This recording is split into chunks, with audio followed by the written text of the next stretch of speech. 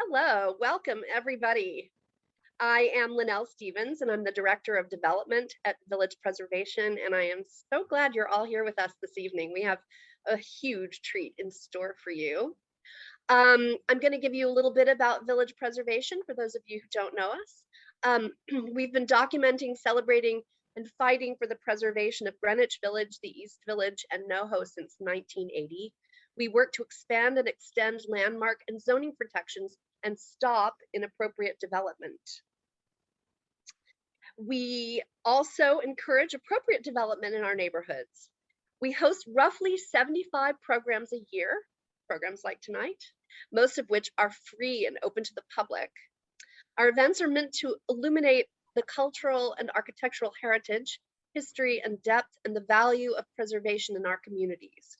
We're a nonprofit, membership-based organization. We love our members. So your involvement and your support really mean the world to us. You can learn more at our website. We've got plenty to look at there at villagepreservation.org. And won't you please consider becoming a member or making a donation if you're able to at villagepreservation.org/donate. So just a tiny little bit of Zoom protocol before we get started. I won't be visible during this talk, but I'll be here along with my colleague Hugh. So please feel free to use the chat to say hello, tell us where you're joining us from, or raise any issues or thoughts that you have. And if you have questions for our speakers specifically, please do use the Q&A function. You have it there on your computer. It just helps to keep track of your questions and your comments, and you can do that at any point during the talk, and we will get to as many of those as we can following the presentations. We met tonight's speakers through our efforts to preserve and landmark the area south of Union Square, where Robert Motherwell's studio was at 61 4th Avenue. We do hope that you will take some time to explore our advocacy efforts at villagepreservation.org/south of Union Square. And I am thrilled tonight to introduce our speakers. Professor Mary Ann Caws is a distinguished professor emerita of English, French, and comparative literature at the Graduate School of the City University of New York. Professor Caws was also co-director of the Henry Pyer French Institute from 1980 to 2002. She is an officer of the Palme Académique and Chevalier of the Order of Arts and Letters, awarded by the French Minister of Education, and a former trustee of the Alliance Française, Washington, D.C. Professor Caws is a fellow of the American Academy of Arts and Sciences, among a great many other associations and academies, and has received fellowships from the Guggenheim, Fulbright, and National Endowment for the Humanities, among others, including an honorary Doctor of Humane Letters from Union College in 1983. Jack Flam is the president of the Daedalus Foundation, which was created by Robert Motherwell, and distinguished professor emeritus of art and art history at Brooklyn College and the CUNY Graduate Center. He is the author of numerous books, catalogs, and articles on various aspects of 19th and 20th century art, and he's lectured extensively at museums, universities throughout the United States and abroad. His honors include a Guggenheim Fellowship and a National Endowment for the Humanities Senior Fellowship. He is the series editor of the Documents of 20th Century Art, published by University of California Press, and has also served on the board of directors of the United States section of the International Association of Art Critics. He's published several books on Motherwell, including the Catalogue Raisonné of Motherwell's paintings and collages, of which he was a co-author. Dr. Lise Motherwell, a daughter of Robert Motherwell and a stepdaughter of Helen Frankenthaler, is a licensed psychologist who received her PhD in Media Arts and Sciences from MIT's Media Lab and a PsyD from the Massachusetts School of Professional Psychology. For almost 20 years, she taught and supervised in the Department of Psychiatry at Massachusetts General Hospital in Boston. Dr. Motherwell is currently president of the board of the Provincetown Art Association and Museum and vice president of the Helen Frankenthaler Foundation Board. In 2012, she co-curated an exhibition with Daniel Rinaldi of her father's work entitled Robert Motherwell, Beside the Sea. She has published numerous articles about artists and art. And thank you all so very much for being here with us. I will turn this evening now over to you. Okay, I'm going to start, and I'd like to start by saying, well, first of all, identify the picture. The slide that you're seeing is from a sketchbook that Robert Motherwell did in 1941, and one could say that it was the first mature work of art that he created. I'll get to that in a minute. I should start by saying that Robert Motherwell was a hero of mine right from my days as an art student back in the early 1960s. I'd always felt that his paintings had a combination of raw energy mixed with a kind of spiritual gracefulness that set them apart.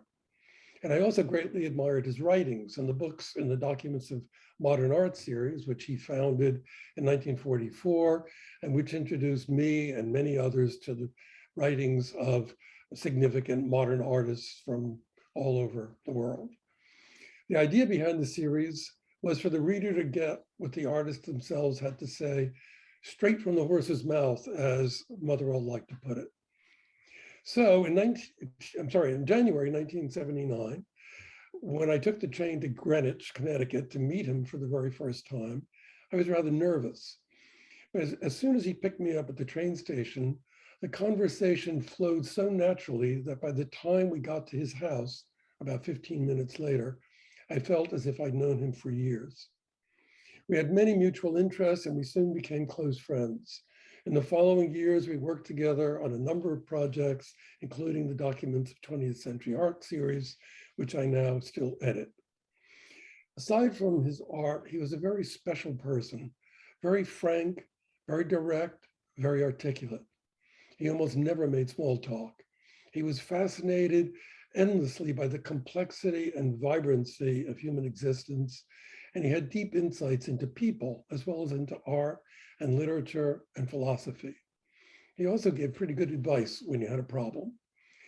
And at the same time, he was completely unpretentious. I was surprised to find that he actually was kind of shy. Although he's often classified as an abstract expressionist, if I had to define him by a single word or phrase, I would call him instead a modernist, a great modernist. Not only because of the great range or broad range of his work as an artist, writer, teacher, and theorist, but also because the culture of modernism meant so much to him. It meant freedom from dogma, freedom from unquestioning acceptance of outdated cultural and social norms, and it meant having the courage to face reality in all its complexity and with all its contradictions.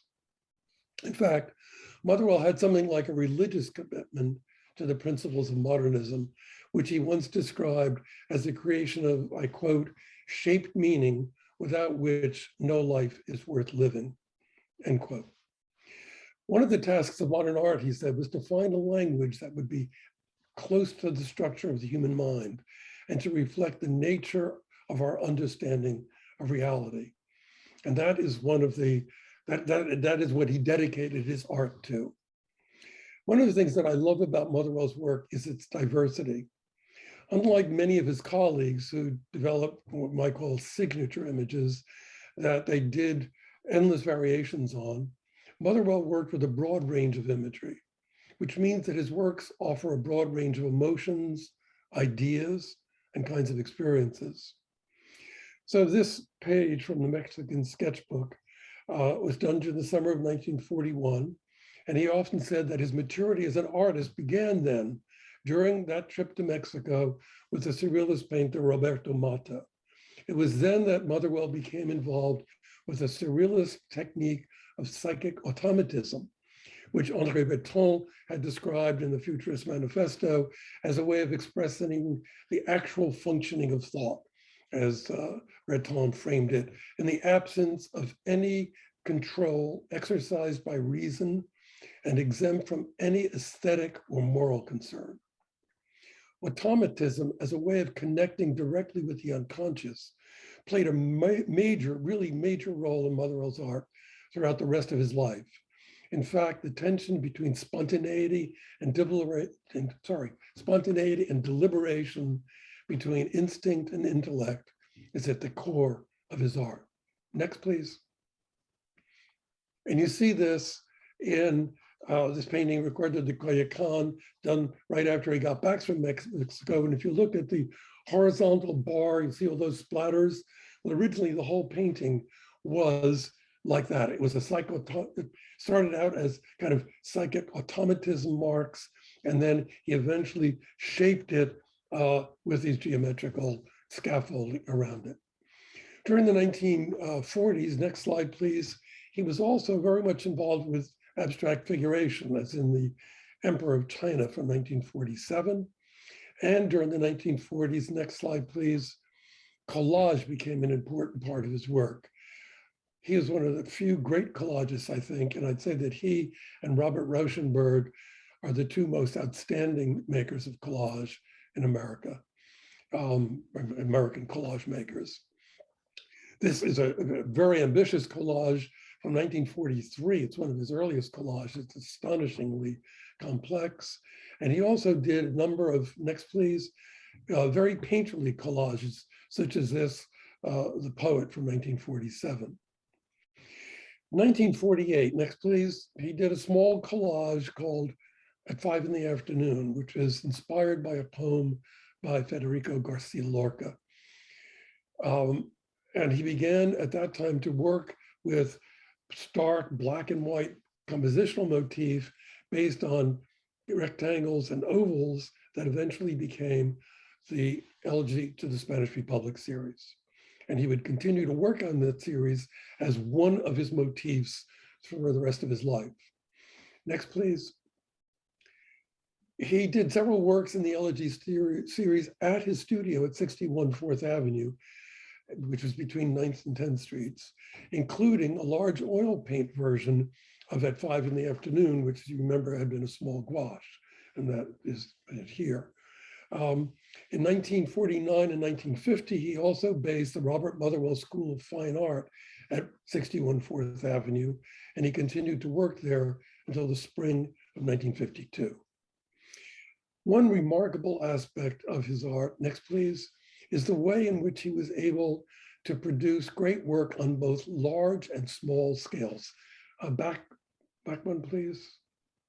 Yeah. Elegy number 70, which you see here, which is in Metropolitan Museum, one of the greatest, I think, of all the elegies, measures 69 by 114 inches. It's really monumental in scale. Next, please. This study for elegy number 100, on the other hand, is only 14 by 22 inches, the whole sheet of paper. And yet it also has a monumental grandeur and force.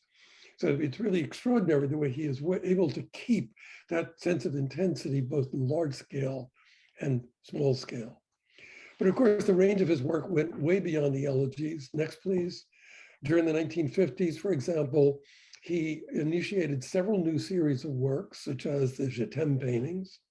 In 1958, next please, he started the Iberia and Bull series, in which he explored the depths of blackness. Next please, since the 1963 Iberia. And I'd say that among modern artists, only Monet and Matisse have handled black as meaningfully as Motherwell did. When he married Helen Frankenthaler in 1958, the two of them became involved in a wonderful exchange of painterly ideas, and his work became freer and more flowing. Next, please. You can see a lot of the feeling that letting the paint run, and still with that very firm forms that his work is known for, but much more fluidity in responding to Helen's work. And in the early 1960s, also with Helen's prodding, next please, he became very interested in printmaking. This is the 1961 print called Capriccio.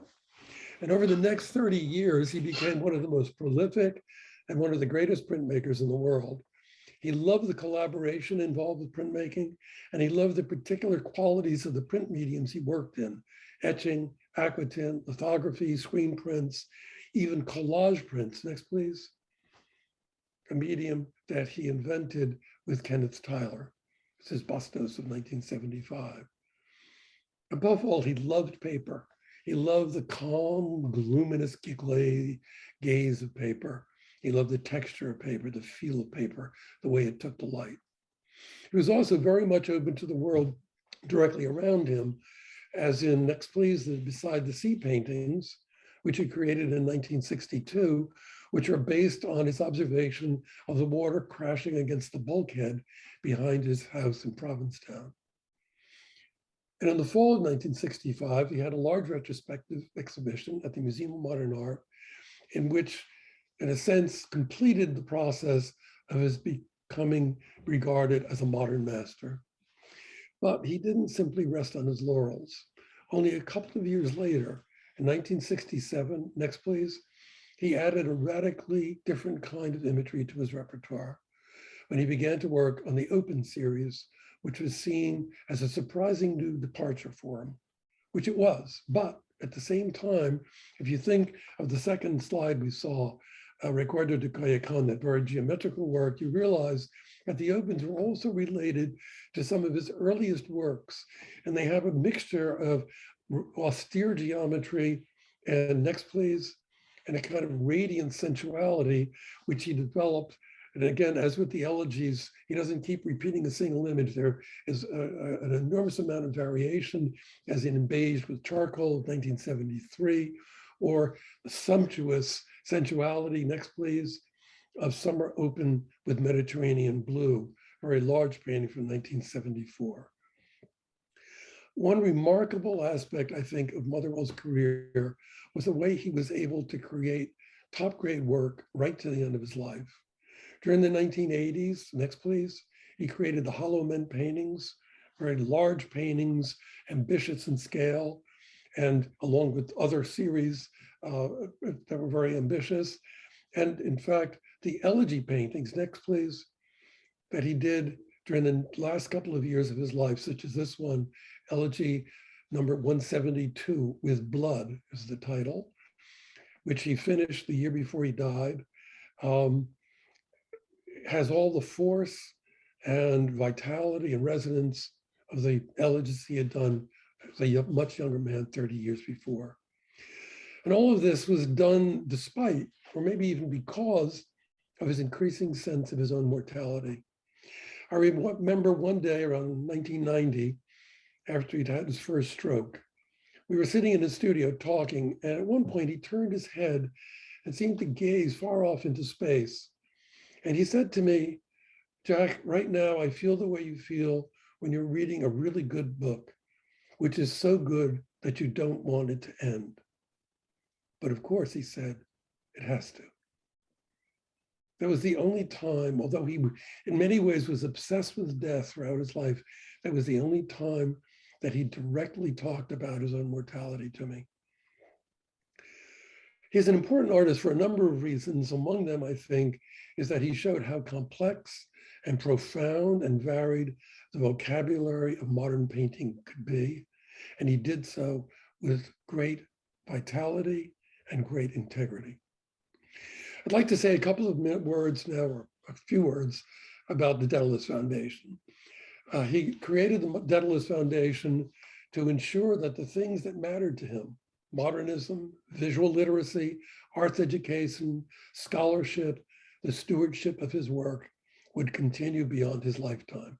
He was very specific in the founding document for the foundation that this is what he wanted. And the foundation does that in several ways. We have extensive educational programs. We offer scholarships and fellowships to a broad range of people, including high school students, graduate students in both fine art and art history, and established scholars. We've also supported exhibitions and publishing projects and archival projects at various institutions and with about other artists of Motherwell's generation. And of course, we also look after Motherwell's own legacy in several different ways. We've sponsored various symposia and study days about him and his work and about modern art and modernism. We take care of the extensive collection of work that he left us. He left the foundation almost all of the works that were still in his possession at the time of his death, as well as the copyright to everything. We've supported catalogs raisonnés of his paintings and collages and of his prints. And I'm very happy to say that we're now sponsoring a catalog raisonné of his drawings, which will be published next fall by Yale University Press. Thanks for your attention.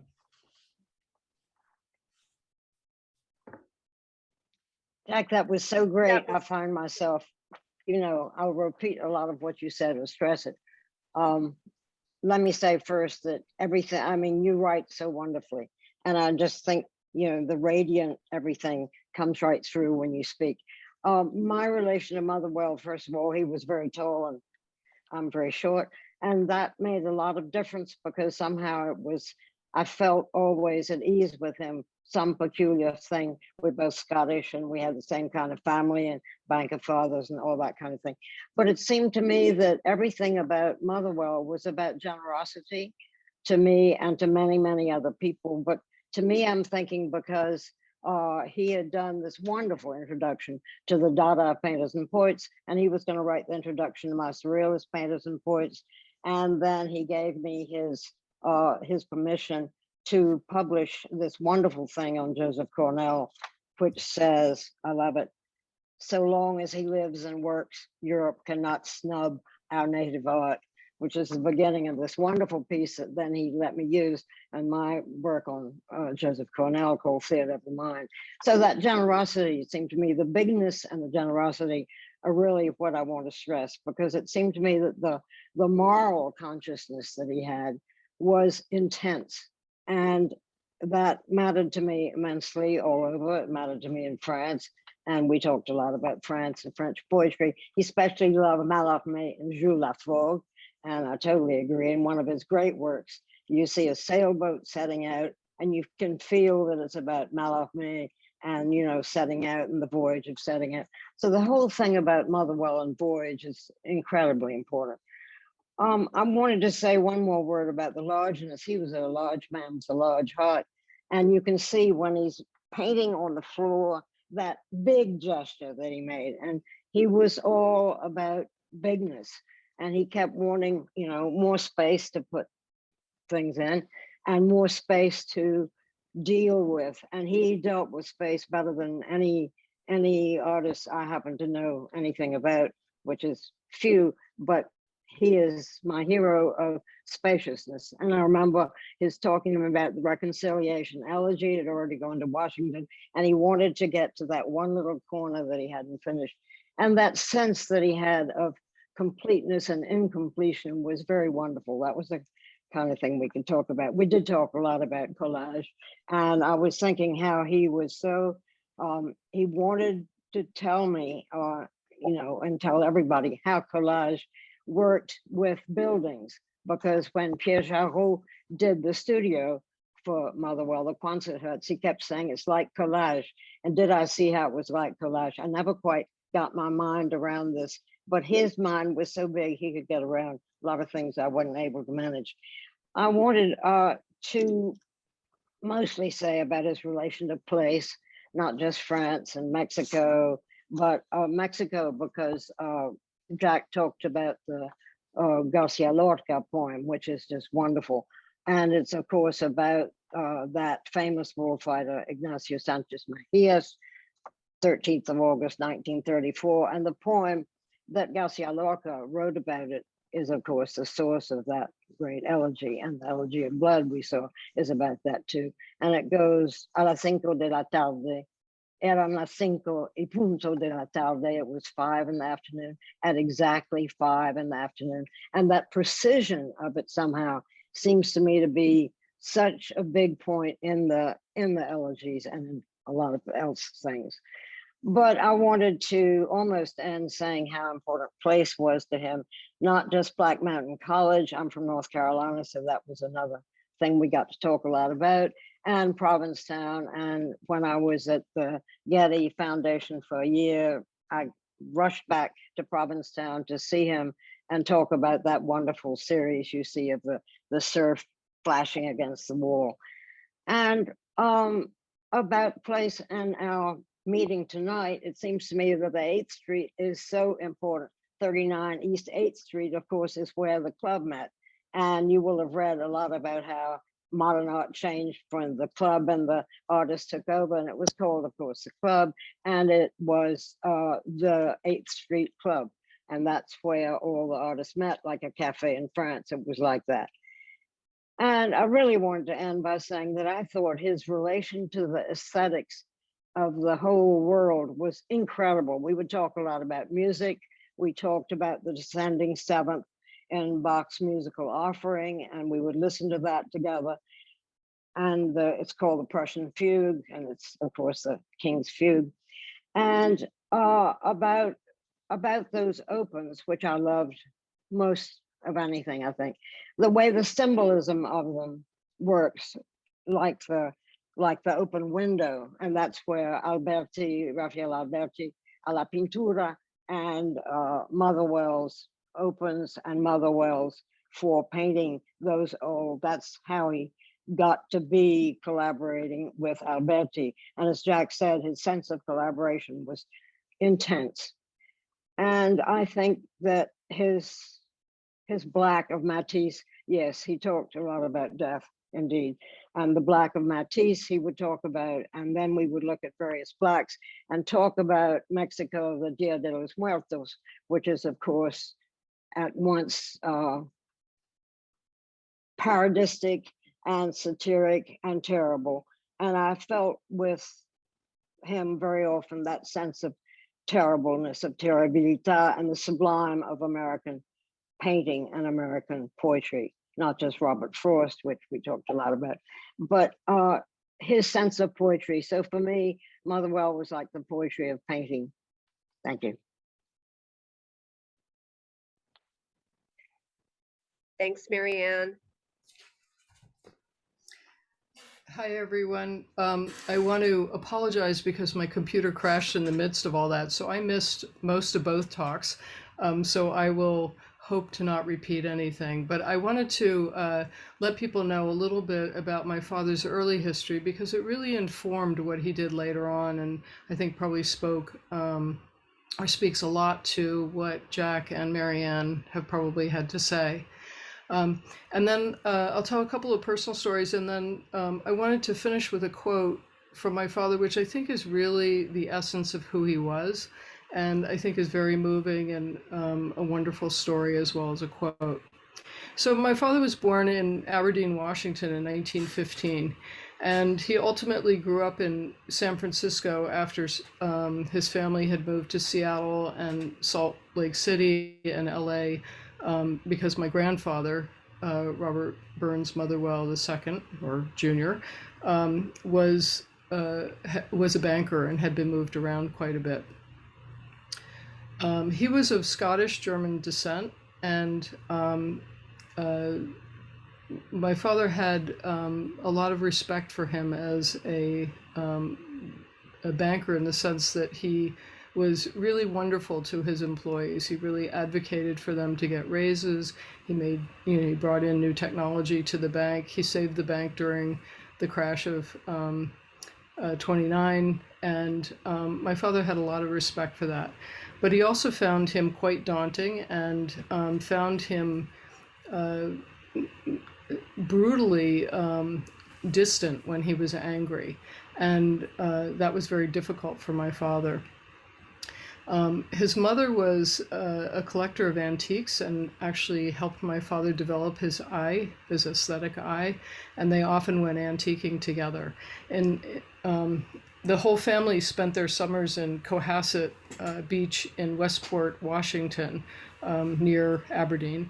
And my grandmother converted a barn there into a summer cottage for them, which I think later probably influenced my father's design of the Sea Barn in Provincetown, which became both his studio and his summer home. While my father was in Westport in summers, along with the family, he read avidly. His grandfather had a wonderful library, and he read Turgenev and Dostoevsky and Darwin and Shakespeare. It's also there that he was introduced to Lance Hart, who was a West Coast painter who encouraged his love of art for almost a decade. And as I said, my father's relationship with his parents was a little more fraught, or a lot more fraught. While he had these experiences with his mother, who helped his aesthetic eye, she also was very emotionally volatile, and there were moments that she was very loving and adoring and kissing him all over, and other times when he said that she would beat him till he was bloody.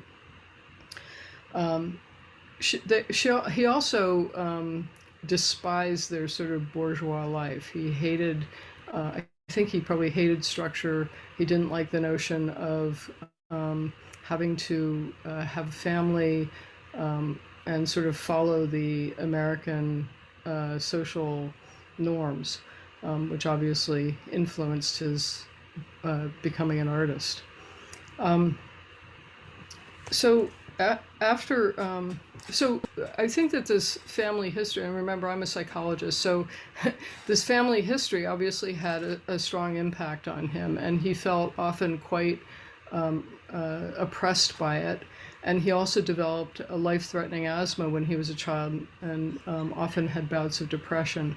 So for him, that was sort of the beginning of his wanting to find a way to express himself more freely. After high school, he went to Stanford, where he studied philosophy, and there he was introduced to John Dewey's Art of Experience, which was about expressing oneself or experiencing life rather than learning about it. And that had a profound influence on his thinking about art as experience rather than learned, which is how he would share his life with us. He never taught us about art. He took us to museums and would ask us, what do you like? Which painting do you like? Why do you like it? What do you like about it? It wasn't telling us art history or why something was important. And in 1935, and I'm really sort of touching on some things I think were really important to him that influenced his creative life.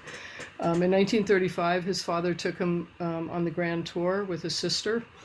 And during the trip, he read Ulysses, which would also become one of those touchstones for him. It became both an influence in his work and certainly titles to his work. And while he was at Stanford, he immersed himself in French symbolism, French literature, and American modernist poets. And from there, when he graduated, his father said, "So what do you want to do with your life?" And he really wanted to paint. And his father was worried that he wouldn't be able to earn a living. And remember, in those days, people didn't earn a living painting. So they negotiated, and he agreed with his father to start a program to get a PhD in philosophy so that he could teach in case painting didn't work out. He applied to and was accepted at Harvard, and I imagine it was a relief to leave his family. While he was at Harvard, David W. Prohl became his mentor, and he began studying Delacroix and his journals. Prohl suggested he go to France so that he could finish his thesis, and so he did. He went to France for a year, but instead of writing while he was there, he spent a lot of his time reading and collecting a library and painting watercolors. He bought himself a watercolor set. He also had been invited to do a show while he was there. So I think Jack started with the first painting that he did not the first one, the first serious artwork in 1941, which is about this time. He returns to the United States. He teaches for a year in Oregon after rejecting a teaching position at Harvard. And I think desperate, again, he had spent the summer with his family at the summer compound, and desperate to leave his family and to get out of a sense of oppression from them, he moves to New York City to study with Meyer Shapiro, who he had heard about from a college classmate. And Meyer Shapiro became a mentor and urged him to meet the surrealists. He realized he was much more interested in painting than he was interested in philosophy, which he was studying at Columbia at the time. He met the Chilean painter Mata, who introduced him to the idea of psychic automatism, and also to Joseph Cornell and the poetry of Lorca I did hear that part that Mary Ann Caws had said. So, Mata was this cheerful and frivolous man, very unlike my father or his father, and he became a mentor to him as well. And the two of them, actually, Mata suggested he drop out of school, which he did, and they went to Mexico. And that became a life-altering trip for my father. Not only did he meet his first wife there, but he also began to experiment with a visual form of the surrealist notion of psychic automatism, or doodling, using a Mexican palette. And using this kind of free association as a way of beginning a painting, my father believed that the function of the artist is to express reality as felt. And this discovery came to my father at a crucial time. He had become an artist out of a desperate need to find a way to express his authentic self and to free himself from his family's bourgeois values, his own intellectual defense against feeling, and with the hope to make human contact with the world. Psychic automatism and later abstract expressionism, with its emphasis on the expression of profound emotion and universal themes, would be the art that spoke to him and that became his life's work. So that sort of takes you up to, I think, about where Jack started. And I think it's really important to remember the people that he met along the way, who were his mentors, and what was he reading, and what was he thinking about at the time, all of which would later influence his work and continue to influence his work throughout his life. I want to tell just some brief stories. I mean, my father was somebody who, I think because of his own childhood, because of his interest in psychoanalysis, his interest in freedom of expression, had some difficulty with relationships. And there were some people that he really connected with and others that he had a very difficult time with. And I think that painting was the way that he found to connect with the world. And it was really life-changing for him. I think that one of the so when I was a kid, what he would do is he would take us. Instead of teaching us, and he really had us live experience just as he believed in. And so, as I said, he didn't teach us about art. He'd take us to museums. He would take me to a bookstore. I was an avid reader, as he was, and he would buy me a stack of books that was so high I couldn't look over them when I took them to the counter. Many of them were often over my head, literally, and so I read them as a young adult instead of when I was 8 or 9 when he had bought them for me. But I hung on to them because they were a real connection to him. He didn't let us use coloring books when we were a kid because he really believed that people shouldn't, that he didn't want us to draw within the lines. He wanted us to just draw. He wanted us to just express ourselves freely and fully.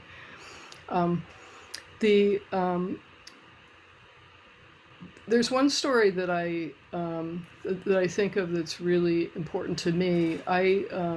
Like him, I left the family for a while, and when I came back, my father and I went to Ken Tyler's print studio, and we watched while they made paper, and I was completely fascinated by these huge vats of water filled with pulp and these huge frames that would be, dunked into the water and the pulp on top, and then, a press would come down and press the water out, and then they would hang the paper, which I knew my father loved handmade paper, and the sensuality of it, and what kind of paper he bought was really important in his prints and his works on paper.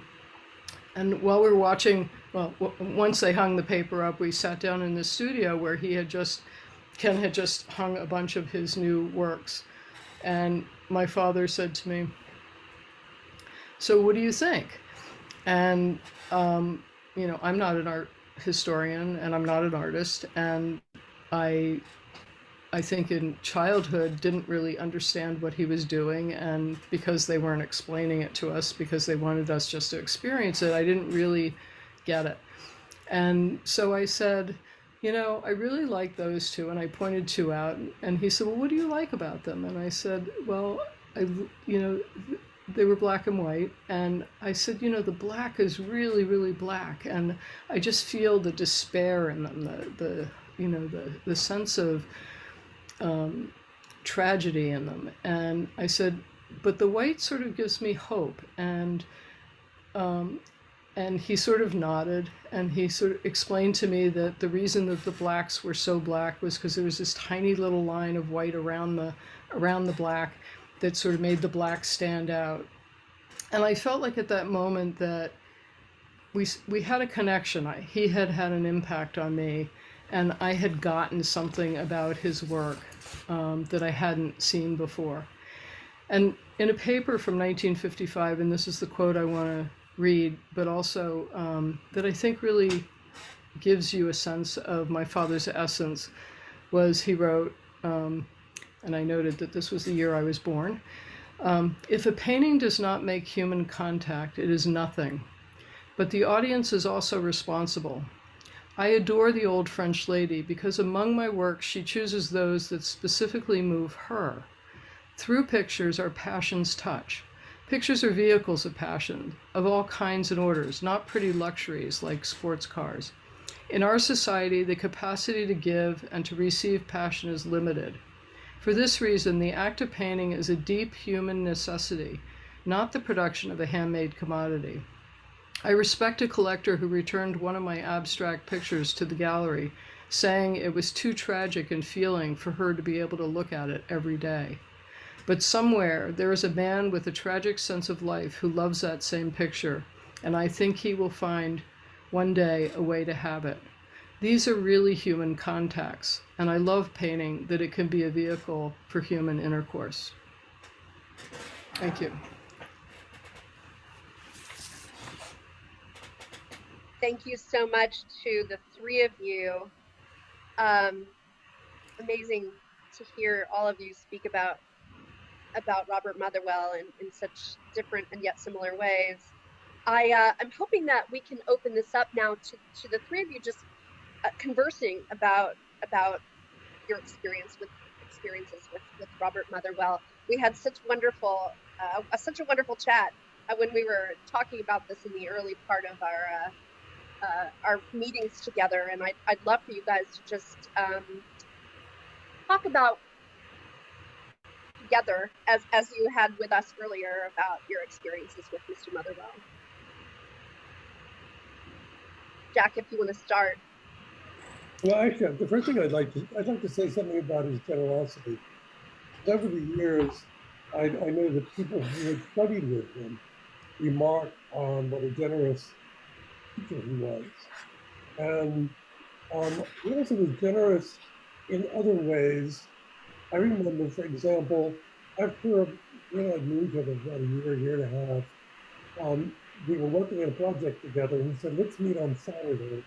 Look at the phone. He said, let's meet on Saturday. And I said, I can't go on Saturday because we're going house hunting. He said, oh, you're moving? And I said, no, we're every year we rent a place for the summer in the country. He said, really, where are you looking? And I said, well, we're looking for the big store. So he said, oh. He said, well, why don't you come here? Why don't you come here? Stay in the guest cottage. And we did. In fact, for the next 11 years, my wife, my daughter, and I stayed in the guest cottage summers. And it was so interesting because it was a very generous thing to do, but he didn't want it to seem as if he was doing it. So he said to me, it's great to have you there, because he was in Provincetown during the summer. He said, it's great to have you here, because now I know there's somebody looking after the place. So, got a whole crew working. One of the great pleasures is that I not only stayed in the guest cottage, but I had keys and his library, art library for the students, personal library, literature library, it's philosophy, novels, poems in the house. I would love to go into the house and read books in his library because he annotated them a lot. Lots of comments in the margins. So reading one of his books, like that. It was like having a dialogue with him about the book while I was reading the book.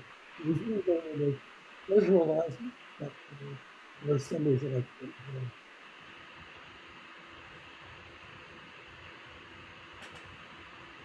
I wanted to pick up on one of the things Jack showed, the Je t'aime, because it seemed to me he had such a love of life, you know, in talking about Matisse and death and all that, still that love of life, because he loved desserts and he gave me a dessert for my Marinade cookbook. He was the biggest lover of everything, including literature and James Joyce and all that. I think I've never known anybody who had such a gustatory sense of living.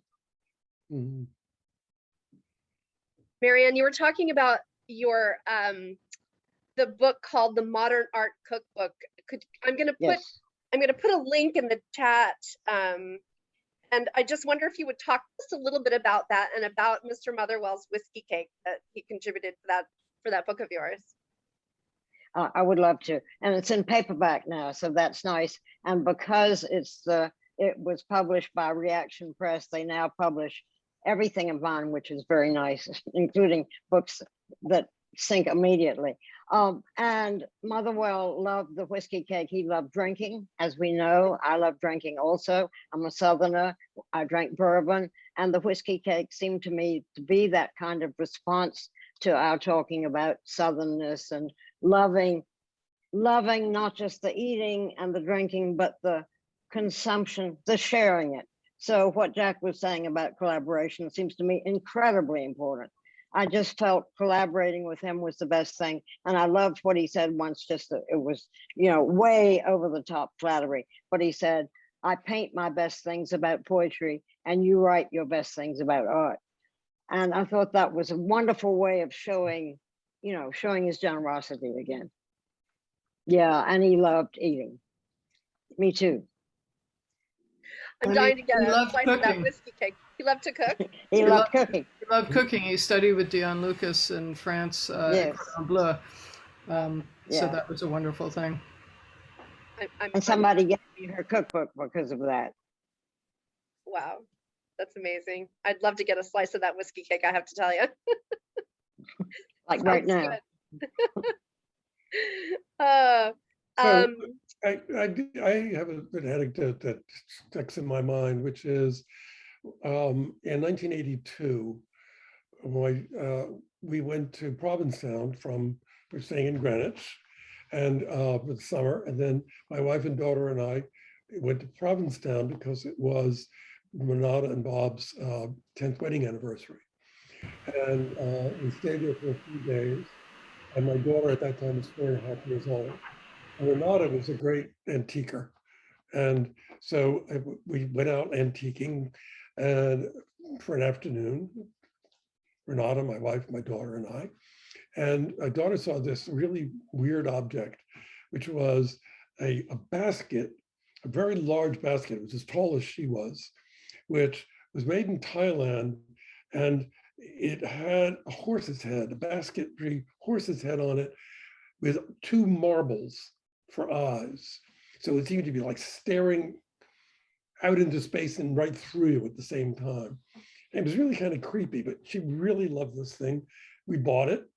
And then when we were going to be leaving that afternoon, we got back, got our things together, and she said, let's show my basket to Mr. Motherwell. So we went to show it to Mr. Motherwell. And Bob stood there. But Bob was walking toward us because he knew we were leaving. And as he came toward us, he jumped back as if somebody had slapped him. And he was just so taken aback by this basket. It was so creepy. And he said goodbye to us and we left. At the end of the summer, I went to back to Greenwich to see him after he'd been settled back in. And we were talking about various things, and he was showing me his new work, which had become a ritual. Every summer, at the end of the summer, I'd go out to Greenwich after he got back from Provincetown, and I'd look at his work. And there were 3 paintings, oil paintings, of this basket with the horse's head on it. And I said, whoa, those are such a surprise. And he said, yeah, aren't they? He said, you know, I must have dreamed that He said, it's the kind of an image that comes to you in a dream. And he said, Larry Rubin, his dealer at the time, is not gonna want to show these because they were so unlike his usual work. And I said, yeah, but I said, Bob, remember, that's Laura's basket. And he said, oh, Laura's basket, of course. And it was so interesting. He saw that basket for maybe 15 seconds, 20 seconds. And the fascinating thing about it, those three paintings were very accurate renderings of that basket, at the horse's head in particular. They were, it's as if he had done them from life. He actually painted it with the basket in front of him. And it impressed me very deeply because I realized that things registered in his mind and his memory, and he had a kind of capacity for eidetic imagery, for things to stick in his mind, that was really quite extraordinary. There's an aspect, let's say, of visual intelligence of an unexpected sort.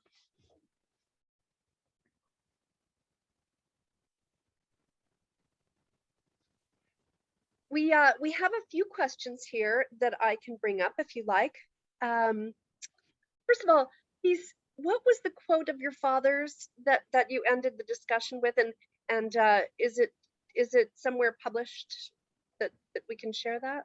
It's in his writings, which was edited by Stephanie Terenzio. Okay. Jack may know the exact reference, but it's definitely in the actually page 108, 109 in the writings of Robert Motherwell by Stephanie Terenzio. Right. There's a second edition of the writings, edited by Dory Ashton, published by University of California Press, which is published in 2007. And it's in there also. That may be easier to get because the Terenzio book is, I believe, out of print now. Okay. Thank you for that. I appreciate it. Francine Scanlon has a question for us. Gerald Ordover was a prominent attorney who had his office in the West Village in the 1970s, and he represented many of the famous contemporary artists. Most of them were the male artists at the time. Does anyone know if Ordover was Robert Motherwell's attorney? I don't know, but I don't think so. Okay, all right. Here's a great question from Melissa Urim.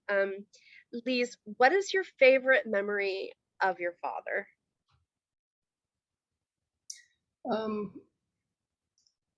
Gosh, there's so many. I think that as a little kid, my favorite memory was he used to, when he lived in New York, we would go visit from my mother's house, and which was in Virginia, and he would take us to Palisades Park. For some reason, he had this thing about taking us to this amusement park, and I get terribly seasick. So for me, I would usually have to take Dramamine before I went, but I loved it. I mean, it was really fun. And Jeannie, my sister Jeannie, was a fanatic for crazy rides. She loved all the twirly bird things and everything, but I couldn't do that because I just get too sick. But I remember once there was and I don't know why this is a favorite memory, it's just one that sticks with me. But he bought us cotton candy, which we loved. And he held it while we went on one of these rides. And by the time we came back, the cotton candy was almost gone. And we accused him of eating it. And he said, no, I swear I didn't eat it. It melted. And I didn't believe him. But it was probably true that it had melted, because I really can't imagine him liking cotton candy.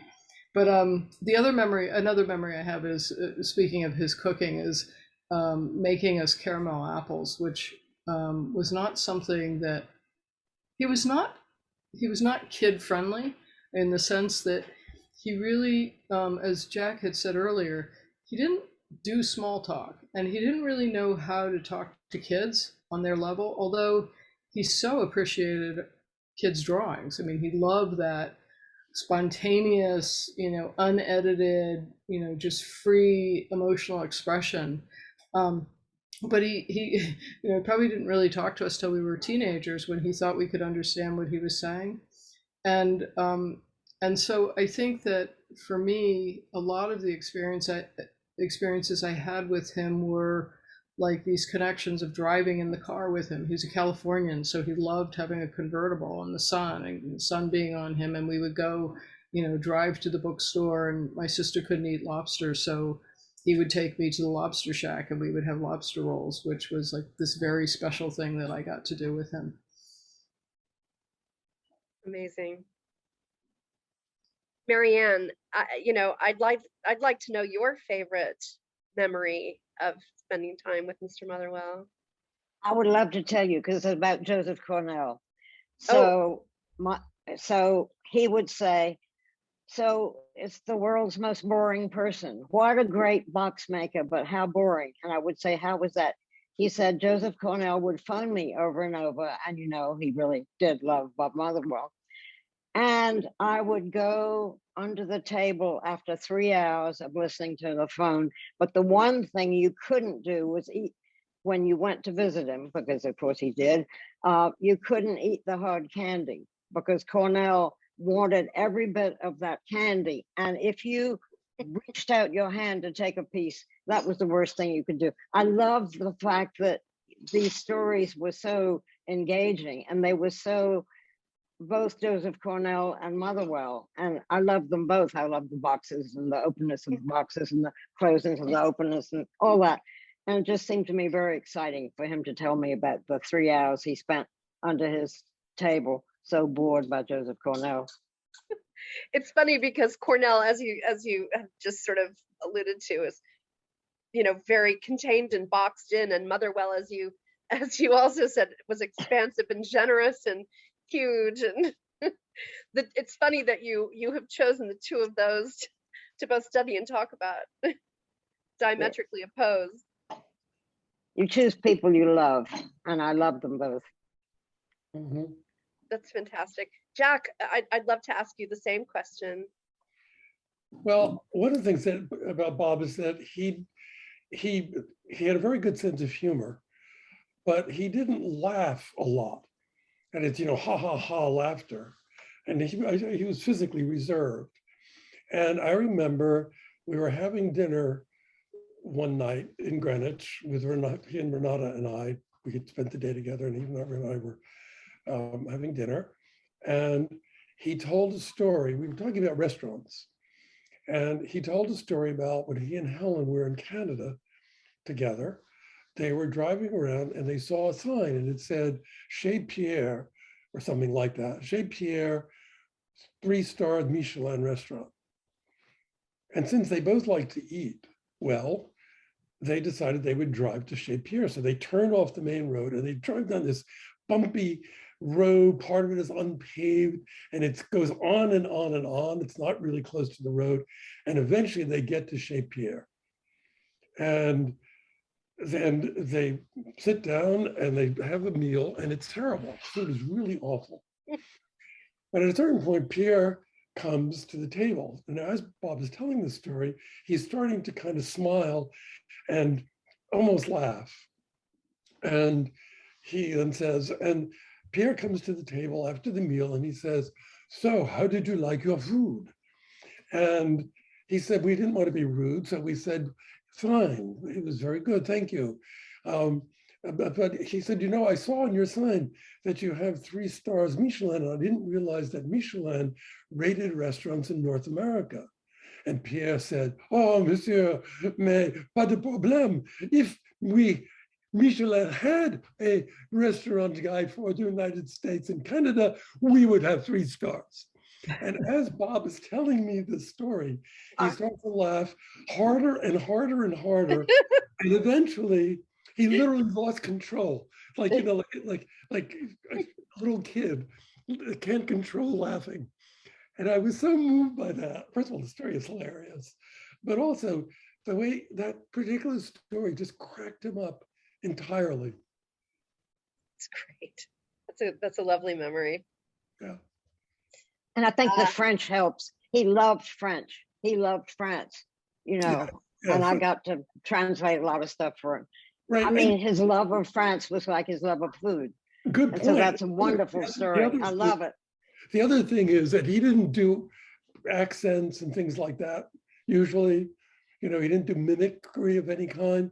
But when he was telling me the story about Pierre, he was doing this thick French accent. Oh, mais monsieur, if we had really Michelin guide for Canada, it was like that. He was like another person. He was like an actor transformed. Fantastic. It's great. Great memory. Mr. Eric Gehring has asked us a question here. Can you talk about Robert Motherwell's interaction with Pierre Charot and the building of the Quonset hut studio? Yes, so he wanted a studio, and Pierre Charot and they were great friends. And so in East Hampton, then Pierre Charot built this amazing Quonset hut studio thing for Bob Motherwell. And so for Motherwell, that was like collage. I never quite figured out why. As I said, it was like collage, but Bob Motherwell said it must be true about collage. Somehow I don't see Quonset and collage together, but he did. And that's what Jack is saying. He was able to put things together the way the surrealists did. He had a surrealizing, I see him more as a symbolist, but he had a surrealizing temperament. And that was why he could do all the translation when the surrealist people were in exile in New York. So that was about the French thing. And the French thing was Pierre Charot also. It was all, everybody was sort of French together, collaging it to like his correspondence. And I also add that part of the reason that there is a kind of connection between a Quonset hut and a collage is that a Quonset hut is a prefab thing. In other words, the pieces are standard pieces, but you put them together yourself. So it's like, a collage. It's like a series of ready-made. Thank you. Yeah. See, that's right. Thank you, Jack. The ready-mades. Interesting. A ready-made. And I think place was incredibly important to my father. Where he was influenced his work, it influenced the colors he used, it influenced, he often made the place relevant to the place itself. So I was thinking about this when I was thinking about the connection between, the possible connection between his mother's seaside home, which was a barn, a horizontal barn, and the vertical barn that he built in Provincetown, which was on the water. He had a very small lot. He had to build high to get Helen's and his studios there, as well as some living space. And he decided to build it like a boat. So here it was, a sea barn, and it had portholes and it had mahogany interior, and it faced the water, so there was lots of glass to the water, which is where he could see those splashes of water that influenced his Beside the Sea series. And I think that sense of space was really important to him. And being, he talked about in Provincetown that the latitudinal line was the same as it was in Rome, and so that the light was similar. And he would talk about all these different things that were really related to the spot that he was in at that moment. That's like that open that Jack was showing, the Mediterranean blue open. Right. And the window, the importance of the open and the window or a door. Right. Yeah.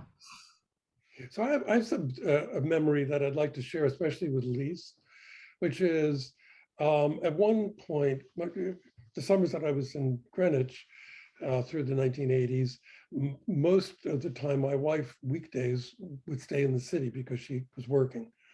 And I was a professor, so I was off summers. And one of those summers in the 80s, Bob called me and he said that he had just got back to Greenwich. And he just wanted to let me know that he was coming to Greenwich. And then he called me later. He said, I'm here. I just want to let you know. And I said, oh, great. Would you like to come over and have a drink? And he said, no. He said, I'm kind of I'm kind of out of sorts. He said, I've actually come in to see my psychiatrist, and I'm having a bad time right now. So I'm really not up for coming over for a drink. And I said, okay. And then he started to talk, and we were on the phone for almost 2.5 hours, as I remember. And it was like, it's as if it was like a psychoanalytic session. He didn't want to see me. He wanted only for there to be somebody on the other end of the phone. And he talked about a lot of very deep things that he was troubled by. And by the way, we were maybe 50 yards away from each other. So we're on the phone talking to each other, 50 yards away from each other. And it's dark out. It's at night. Anyway, it's a really vivid memory to me. Well, I think that also speaks to the ways in which he could make contact, and that he did the best he could at that at different times. And again, why painting was so important to him, because it was really a place where he could make contact, both with himself while he was painting in the studio, and where he could really reach in deeply and find himself and find out what he really felt and what he really cared about and what he really wanted to express. And his sometimes awkward attempts to connect with people in real life, which, were, complex and sometimes disappointing, sometimes very loving, sometimes, funny, sometimes tragic. He sort of carried it all with him. Mm-hmm. I love writing an essay called Painting Through the Night, which I wrote about Bob Motherwell, because it seemed to me that was the blackness and the nightness was what he was very often much about. Yeah. And the terror. I mean, the terror of going to bed and fearing he would die, Yes. And I think, one of the things that strikes me every time I'm reading something about him is really the degree to which he responded to tragedy. Whether, it was the Spanish Civil War, it was somebody's assassination, or it was the death of somebody, or, when David Smith died and he stopped doing the lyric suite. I mean, there were so many, it was such a, I keep thinking in some ways it makes me feel sad, because I think, so much of his experience was about connecting to tragedy rather than the joy in life. And as you said, Jack, I don't remember my father laughing very often. And I think that, he could laugh, and he did have a good sense of humor, but to allow himself that space was really, really hard for him. And that feels tragic to me for him, is that, and all the people around him were dying. I mean, all the so many of the abstract expressionists, he said, they've all killed themselves, whether they've literally done it like Rothko, or somebody like David Smith who got drunk and drove, or Pollock who got drunk and drove. I mean, they all ended up basically committing suicide in one way or another. And so he was also surrounded by this kind of tragic era of artists who were misunderstood and not valued and until later. And, so it was a tough time, It's not a good note to end on. Maybe we can think of something a little more cheerful.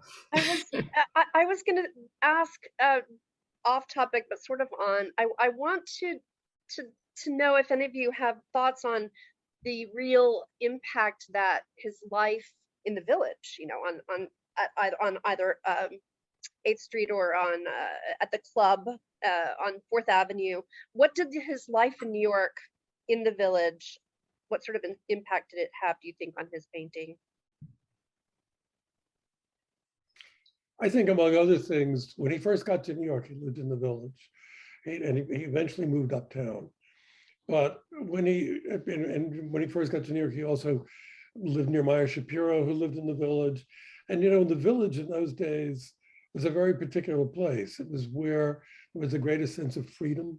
There was the greatest sense of diversity. There was the greatest sense of, it was the least bourgeois part of New York City. And this is before the West Village in particular became a very affluent neighborhood. And And then there were all the cafes, Cafe Figaro and all those little cafes in and around Bleecker Street, where they were really like European cafes, and people would be in the bars. The bars were open till 4 o'clock in the morning, and people would just stand around and have arguments about poetry and painting at bars. I remember, when I was in my late teens and 20s, being in situations like that. And I think when he first got there, the village was really a kind of, what's the word, a generative place. And it reinforced, I think, his own sense, something that Lisa's talked about, of freedom, the desire for freedom. And it was a place where you could behave freely, more freely than any place else in New York City.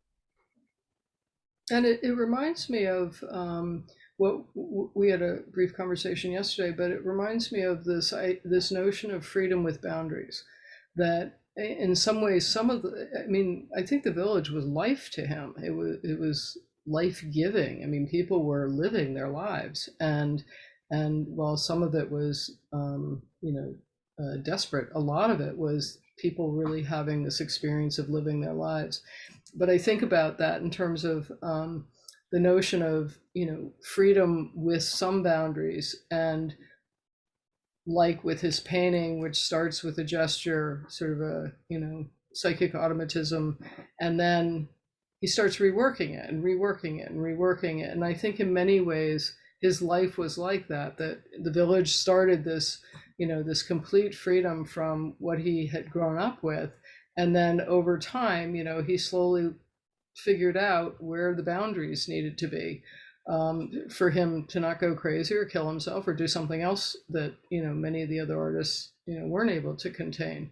And so it was a really and I imagine what it was like.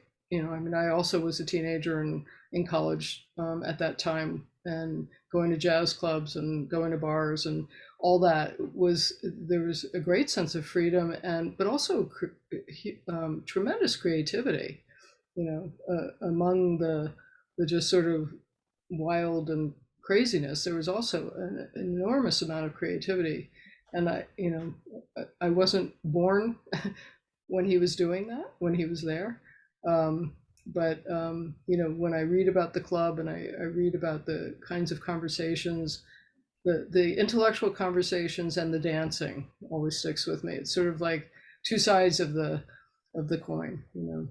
It's like the energy. It was so energetic.